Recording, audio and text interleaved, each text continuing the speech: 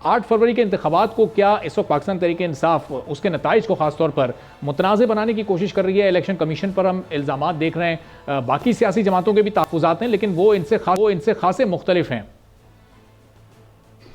बिस्मिल्लाहिर्रहमानिर्रहीम। देखें, पाकिस्तान के तमाम रियासती अदारे, पाकिस्तान के अदालती अदारे, पाकिस्तान के सियासी अदारे जो मर्जी कर लें, जितना मर्जी फैसिलिटेट कर दें, जितना मर्जी अरेंजमेंट कर लें, जितना मर्जी बंदोबस्त कर लें, जितना मर्जी हालात और वाक़यात को और नज़ायर और कराइन को बेहतर बना लें, पीटीआई ने इलेक्शन का रिजल्ट तस्लीम नहीं करना। अच्छा, मैंने तो बात ही उक्के से खत्म कर दी ना। देखें, वो एक एजेंडे पे हैं और उनके पीछे जो उनके चीफ पैटर्न है ना, जो उनके मास्टर्स हैं, वो एक एजेंडे पे हैं। एजेंडा सिंपल सा है कि पाकिस्तान को डिस्टेबलाइज करना है, पाकिस्तान की आवाम का जहन को गंदा करके पाकिस्तान के अंदर एक political, social, economical, cultural lawlessness create करनी है, जिसके अंदर वो अच्छे खासे कामयाब हैं, अच्छे खासे।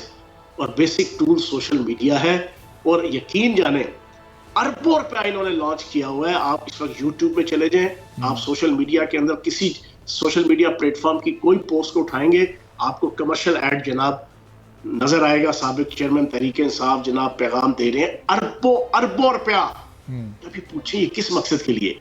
ये ऑपरेशन गोल्ड समित प्लस है, ये गोल्ड समित का पैसा है, ये जमाइमा खान का पैसा है, ये जैक गोल्ड स्मिथ का पैसा है। और वो सारे का सारा पैसा लगा हुआ है कि मुख्तलिफ एंगल से पाकिस्तान को एक नाकाम रियासत, एक फेल्ड रियासत के तौर पे इंटरनेशनल लेवल पे, इंटरनेशनल पॉलिटिक्स में, इंटरनेशनल मीडिया में, पाकिस्तान के अंदर ये उसको साबित करने की कोशिश कर रहे हैं। क्योंकि इस इलेक्शन में तो वाज़ेह तौर पे उन्हें पता है कुछ भी नहीं हासिल, इलेक्शन तो वो खत्म हो गया उनका, जिस दिन उनको इंतखाबी निशान नहीं मिला।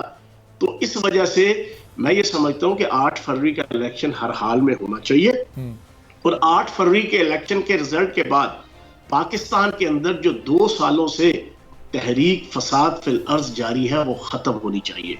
पाकिस्तान को एक सीधे रास्ते पे इकोनॉमिकली अपने पांव पे खड़ा करने की एक तहरीक शुरू होनी चाहिए। जो एक नई हुकूमत आए वो अपनी इस एजेंडे के ऊपर पाकिस्तान की आवाम को और पाकिस्तान की मईशत को मुस्तहकम करने के लिए वो अपने काम की तरफ आए, ये बड़ा ज़रूरी है। और फैज़ साहब, तो इलेक्शन कमीशन ने भी इनकी जो बड़ी कन्फ्यूजन ख़त्म कर दी कि जो भी आज़ाद हैसियत में इलेक्शन लड़े और अगर वो जीता है, असेंबली में आता है, तो वो उसके पास 3 दिन का वक्त है और वो अपनी सियासी जमात में शमूलियत इख्तियार कर ले। तो उस सूरत में अपनी जमात के रिवाइवल का इनके पास तो चांस मौजूद है। फिर ये मैदान से भाग कर और सोशल मीडिया का सहारा फिर क्यों लिया जा रहा है? सर, तहरीक इंसाफ में नहीं ना जा सकेंगे, हर पॉलिटिकल पार्टी में जा सकेंगे। यही तो इनके लिए एक अजाब है कि ये तहरीक इंसाफ एनलिस्टेड नहीं है इस इलेक्शन के अंदर जनाब, एज अ पॉलिटिकल पार्टी। अगर एनलिस्टेड होती इलेक्शन कमीशन के खातों में और तो फिर उनको इंतखाबी निशान मिल जाता। उन्होंने बर वक्त अपना इलेक्शन नहीं करवाया, फिर इलेक्शन जो करवाया वो इंतहाई फेक, स्यूडो, सो कॉल्ड, थका हुआ 2 नंबर किस्म का इलेक्शन था, जिसकी बुनियाद पे सुप्रीम कोर्ट ने, पाकिस्तान की आला अदलिया ने, पाकिस्तान की अदालत उज़्मा ने उनके खिलाफ फैसला देते हुए उनको इंतखाबी निशान नहीं दिया। और एज अ पॉलिटिकल पार्टी इस वक्त इस इलेक्शन के अंदर, इलेक्शन 2024 में तहरीक इंसाफ हिस्सा नहीं ले रही एज अ पॉलिटिकल पार्टी। तो जब आगे भी 5 साल वो as a political party consider नहीं होगी अनटिल अनलेस कि वो नया इंतखाबी जनाब आपका मार्का जनाब अपना, अब देखना इन्होंने 2 तारीख, अभी इन्होंने इलेक्शन क्यों रखा था? इन्होंने इलेक्शन इसी वजह से रखा था कि जैसे ही इलेक्शन आपका कंप्लीट होना है उसके 3 दिन के अंदर अंदर इनके जनाब कोई उक्का दुक्का जो भी जीतेंगे उन्होंने फैसला करना है शामिल होने का। तो अगर तो ये इलेक्शन करवा के सर्टिफिकेट नहीं ले पाते तो फिर तो पीटीआई तो एनलिस्टेड नहीं होगी, फिर वो ज्वाइन करने पे पाबंद होंगे। Jamaat Islami, IPP, peoples party, नून लीग, जेयूआई, एनपीएम, बाप पार्टी, वो इस पार्टी को ज्वाइन करने के पाबंद होंगे। तहरीक इंसाफ ज्वाइन करने के अब वो पाबंद नहीं है ना, वो कर सकते हैं। तो ये इनके लिए तो अजाब बन गया ना। आगे कहते हैं ना कि अगू लत पिछो चक, इनके लिए तो ये माहौल बन गया है। सही। तो तो करें उसका। तो इसका मतलब फैयाज साहब, ये जो अभी भी ऑन ग्राउंड जो एक रियलिटी है, वो चंद एक लोग जो इनको अगर वोट देना चाहते हैं और वो इनके आज़ाद नुमाइंदों को दे भी देते हैं, तो फिर वो दरअसल पाकिस्तान तरीके इंसाफ या पाकिस्तान तरीके इंसाफ के नज़रिए पे तो वोट कर ही नहीं सकेंगे, क्योंकि फिर वो आज़ाद नुमाइंदा पाकिस्तान तरीके इंसाफ में तो शामिल हो नहीं सकता।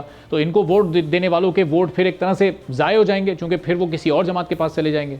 इन्होंने जितनी पाकिस्तान की रियासत के साथ चालाकी की, वानी चेयरमैन ने और फिर आगे उनकी टीम ने पिछले 2 सालों में, जितनी इन्होंने इंतहा पसंदी और दहशतगर्दी पाकिस्तान की रियासत के साथ की, as you sow shall you reap. अब वो वही बुआई काट रहे हैं।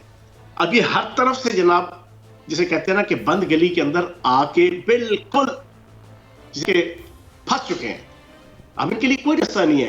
ये जो इलेक्शन है ना, अगला इलेक्शन, मुझे नहीं पता क्या सूरत हाल बनती है क्या नहीं बनती। पाकिस्तान की सियासत भी जरा अजीब, एक दादी वेड़ा है, एक मासी वेड़ा है।